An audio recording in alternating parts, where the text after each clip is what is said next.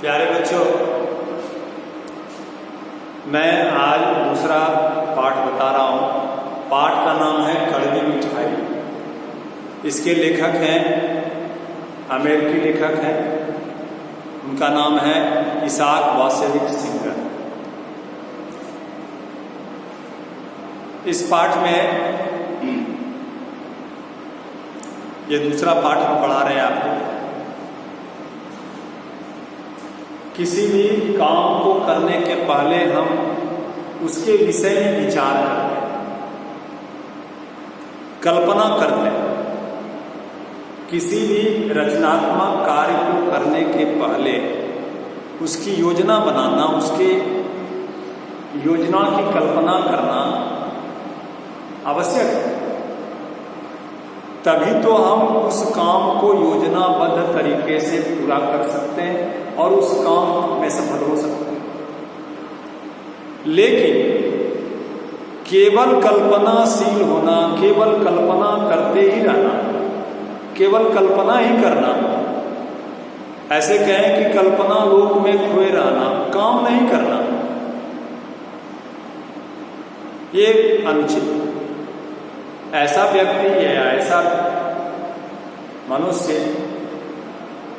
वह परिश्रम से बचने लगता है, मेहनत तब करना नहीं चाहता है, बस कल्पना की लोकों में खोया रहना चाहता है।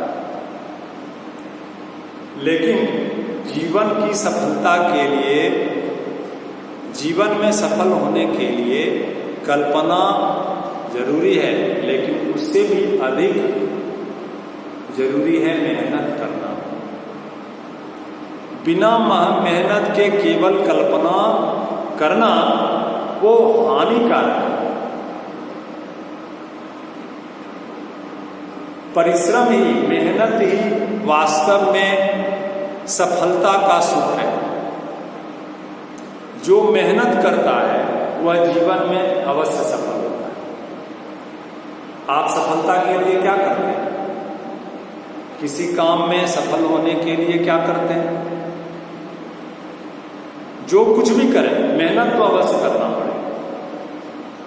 देखिए, इस संसार में जितने भी सफल व्यक्ति हुए, जितने भी महान व्यक्ति हुए, जिनका आप नाम सुनते हैं, उन्होंने आलस त्याग कर मेहनत किया, परिश्रम किया। केवल कल्पना से उनको सफलता नहीं है। इसलिए यदि हमको जीवन में सफल होना है, चाहे कोई क्षेत्र हो, जीवन का कोई क्षेत्र चुन ले, चाहे खेल हो, चाहे साहित्य हो, चाहे कला हो, विज्ञान हो, कुछ भी, कोई ऐसा जीवन का कोई क्षेत्र जिसमें हम सफल होना चाहते हैं, उसमें हमको आलस त्याग कर निरंतर परिश्रम करना पड़ेगा, लगातार मेहनत करना पड़ेगा, और तब हम उस क्षेत्र में सफलता की शिखर पर पहुंचेंगे। आपने जैसे नाम सुना सचिन तेंदुलकर, बहुत बड़े लेखक थे मुंशी प्रेमचंद, या बहुत बड़े अभिनेता हैं जैसे अमिताभ बच्चन, या वो हमारे राष्ट्रपति एक वैज्ञानिक हुए, missile man APJ Abdul Kalam. ये कुछ हमने उदाहरण दिया। ऐसे जीवन में अनेक, जिसको आप सफल व्यक्ति समझते हैं या बड़े महान समझते हैं, वे सभी कैसे महान बने, कैसे सफल हुए जीवन में? तो बस मेहनत के बल पर। मेहनत से ही सफलता मिलती है, और जब सफलता मिलती है तो प्रसिद्धि मिलती है। इसलिए मेहनत से कभी जी नहीं छुड़ाना चाहिए। लेकिन ठीक इसका विपरीत होता है आलस। आलस एक ऐसी मिठाई है जो कड़वी होती है।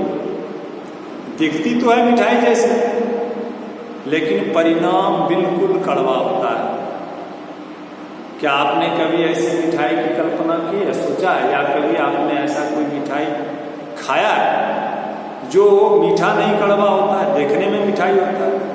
हाँ, ये कड़वी मिठाई आलस है, जो शरीर को बड़ा मीठा लगता है, जो शरीर को बड़ा आराम पहुंचाता है, लेकिन इसका परिणाम हमेशा हमेशा कड़वा ही होता है।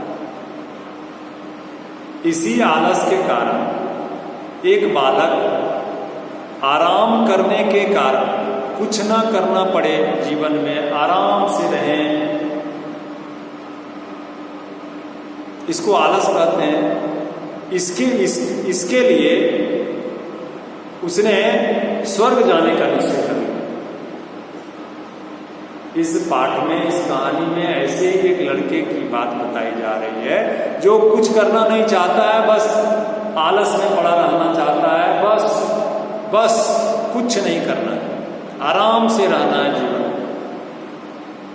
और उसने सुनकर रखा है, कहानियों के माध्यम से उसको पता चला है कि ऐसी जगह स्वर्ग है जहां कुछ नहीं करना पड़ता और उसके लिए सारा कार्य दूसरे लोग आकर कर देते हैं और फिर वह स्वर्ग जाने का निर्णय कर लेता है।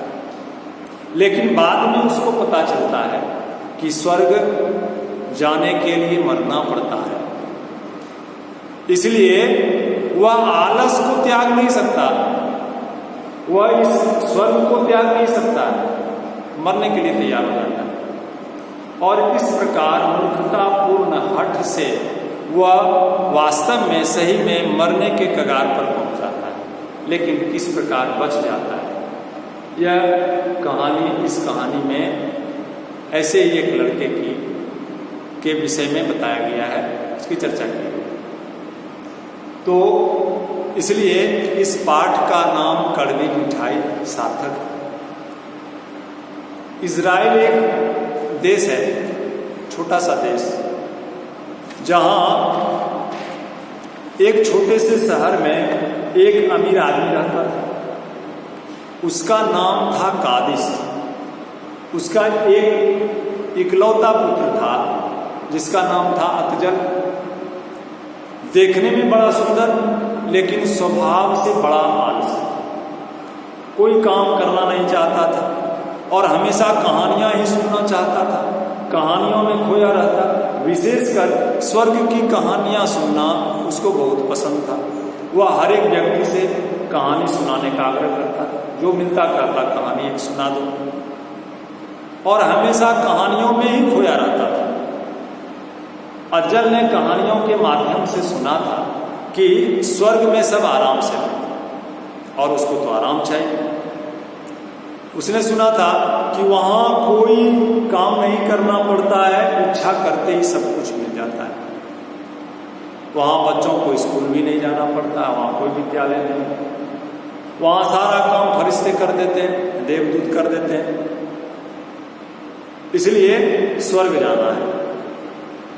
और वह स्वर्ग की तुलना अपने घर से करता था, तो बड़ा दुखी हो जाता था कि हमारा घर कैसा है जहाँ हमेशा डांट फटकार सुनो, स्कूल जाओ, विद्यालय जाओ, काम करो, आराम नहीं करने देते हैं लोग, चैन नहीं लेने देते हैं। यहाँ तो हर समय माता पिता, गुरु शिक्षक डांटते रहते हैं, माता चिल्लाते रहती है और बार हमेशा जिधर जाओ डांट फटकार सुननी पड़ती है। तो इस तरह वह स्वर्ग की तुलना, अपने घर की तुलना स्वर्ग से करता था और बड़ा दुखी हो जाता। ठीक, धन्यवाद।